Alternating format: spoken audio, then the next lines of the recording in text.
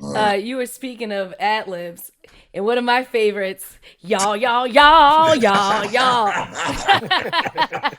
February 26th, woo ha! It turns into a hit. And just something that people didn't even really seem to recognize, and that marked you as a truly unique voice in the culture. Then a month later, The Coming drops, and the single and album went platinum, and you had arrived officially industry wise. How was that experience from you? Can you take me on that wild ride? Like any fun details? I mean, it was a dream come true. I was scared. I was nervous. Um, that's why it took me 3 years to actually put together that album. And I remember I was in the middle of shooting a higher learning movie when I got that phone call from Dante Ross at Shout out to Elektra Records. Dante. Big shout to Dante Ross. Friend of the show. Word, and he's a friend of my whole family. Like he that opportunity that Dante, gave us by just believing and giving us that shot to get on. That shit is what changed the whole trajectory of my life and my family's life. So Dante for believing and being willing to roll the dice on us. I salute Dante tremendously. But when I first got let go from the group and I went on my feature campaign and my collab campaign, and I started to get these opportunities to get in films, and I did the Higher Learning movie. In the middle of shooting Higher Learning, the group had went back up to Elektra to try to get the third album option picked up. And Dante Ross did not pick up the third lead of the New School album option. And at the time, I was buzzing so crazy that they picked me up for my solo album option without even discussion with me, because I did not talk to them about going solo. I was actually still trying to figure out, let me just let a little time breeze by and see if I could revisit patching up shit with my group, because my group so much that, and that combined with being a little nervous about having to take on the responsibility of doing a whole album by myself, I was comfortable with doing my little 16 and jumping out the double Dutch rope. You know what I'm saying? Right. Will come in, and then Brown come in. I was so comfortable with this. But now you got to do that 3 verses, 12 to 14 songs. Then you got to worry about your hooks being crazy. Just the whole responsibility of doing an album by myself. I was scared of that shit at that time. And I think I was more afraid of it later on because I had garnered some success already.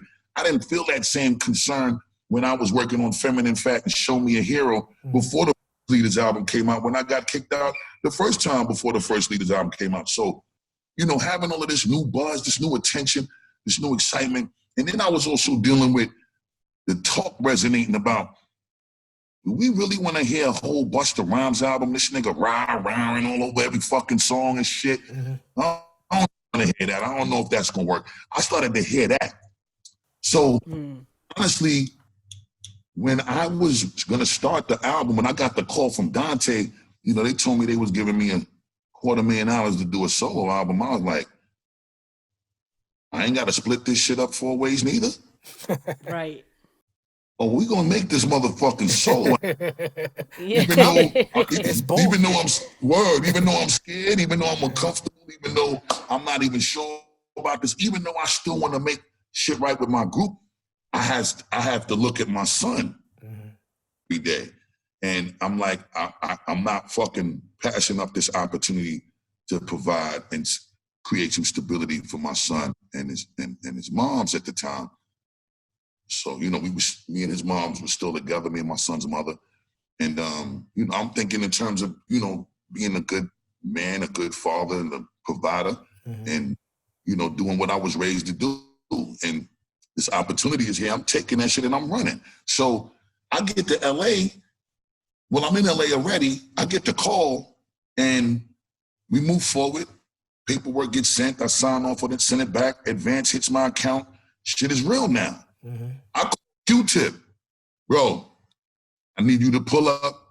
and point me in the right direction on how to start this solo album. I ain't never did this shit before, and I need motherfuckers come to LA and pull up to the studio. He tell me what studio to book. He tell me what machines I need to have in there for him. This motherfucker pulls up in the 300 CE white Benz with the 10 convertible drop top, and he out there on some Don Corleone shit, and I'm looking at this motherfucker like, that's how you feel, my nigga?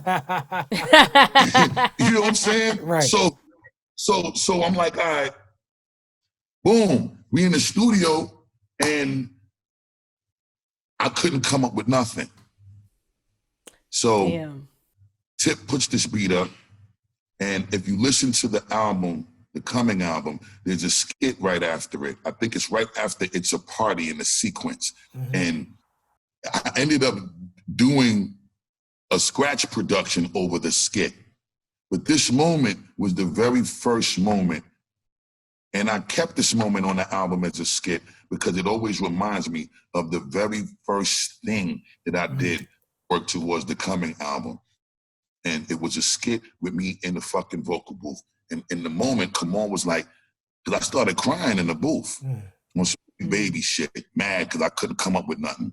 And, you know, I got this money, I got this deal, and I might have bit off more than I could chew. And Q-Tip is like, yo, come on, like, what the fuck you crying for? Just say whatever comes to mind and we just gonna record it and we'll figure it out. So, you know, he's playing sounds off the machine, it's recorded, and I'm just acting like I got a fucking live band behind me, and I'm the conductor of the band and shit. And then I'm like, yo.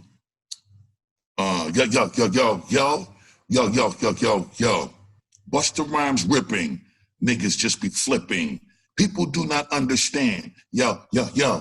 Cracks in the ground, more and more sound. Watch me get down. Oh, shit, natural disasters. Yes, I do own all my masters. And I kind of stopped fucking rhyming at that point. And then Q-Tip said, just leave it. So I left it, never went back to finish the joint. And I'm like, all right, I'll get back to that. I'm back in New York. We finished High Learning. I'm still fucking working on the album. And there was a Rampage session. We was working on a Rampage song with Rashad Smith. Yeah, shout out to Rashad, great producer. Salute to Rashad. Rashad was producing something else for Rampage. Then he went through his records looking for a horn sample. We found the Galt McDermott sample for Woo-Ha. I told him, hold that shit for me. Put the record back in the crate. Go through something else and find a horn sample for Ramp shit, but I want that. So he put it away for me, and then he finishing up the Rampage shit. I don't know if he was working on the joint that Rampage did with, I forget the R&B singer's name, but in any event, it was one of Rampage's singles off of his first album. And we get to the record. Rashad made the beat, sends me the beat. 7 months I'm riding around with the Woo-Ha beat and couldn't come up with shit. 7 months, bro. One day I'm riding in a truck. Red Alert was on High 97. He plays Eighth Wonder by Sugar Hill Gang. Right. You on your mind, that's the rhyme, my name. Woo-Ha. Got you all the check. Right. That scream. And I was like, what the fuck? Right. This is it. That's it. Put the words together for the hook, with the way the verse pattern should go. And I was off to the horse races. So when the record came out and went platinum 4 weeks later, that's when I was like, all right, I'm rich. Yes, indeed. I'm rich. I ain't getting no money yet, but I'm rich. Yeah. I ain't see a sale. I ain't see a royalty sell nothing. But I got mad shows getting booked. Yeah. The tours is getting booked crazy. Everything's happening. Smoking Groove tour. This and that shit going crazy. Then about 6 to 8 weeks later, the whole album went platinum. And then, you know, we come off the road. We got the Trade magazine pictures we got to take pictures for with you and Sylvia Rohn and management holding the plaques as they present to you, your trophies, all your accolades. And I'm running around as the first artist on the label to put any platinum shit on the wall. That's right. I became the child of the label. Yes. Sylvia Rome greenlighting everything for me. Every video was $1 million. Every budget is replaced for whatever I wanted. I'm running around this motherfucker being introduced to a whole new tax bracket, and I had no overhead. None. I'm just paying a little fucking $2,000 for a 2-bedroom apartment. You know, me and the mother of my child and my son is in there, and a car note. And stacking wild bread. And, you know, as the shit started growing and evolving, and I'm tasting this new steak, I'm like, I'm not back to canned food, and I'm gonna keep motherfucking rolling this dice and watch this shit snowball into a bigger avalanche. And then when disaster strikes comes, and then Put Your Hands comes, and Extinction Level album comes, and Scratch Give Me Some More, and then the Janet moment happens.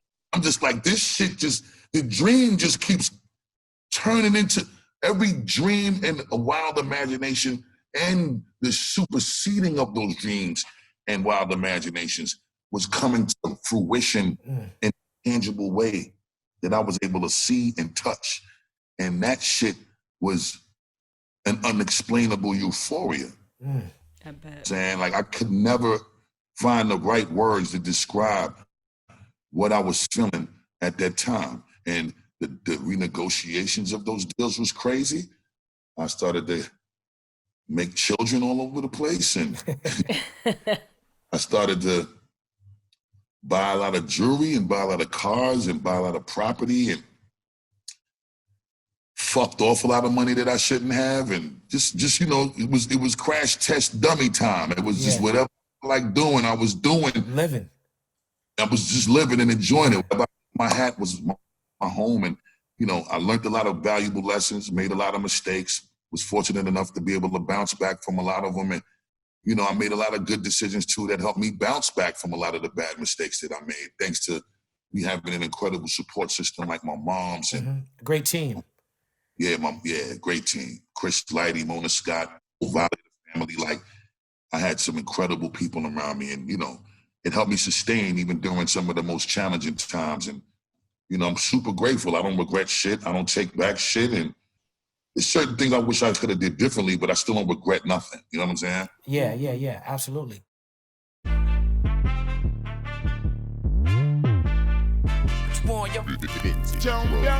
what we done started. Look at what we done started. This the people party. When opportunity knocking, then young nigga move that door. Whoa, get your foot stuck in it, call me young, go get it. Now you can't fuck with it, might as well roll with it. What's the word?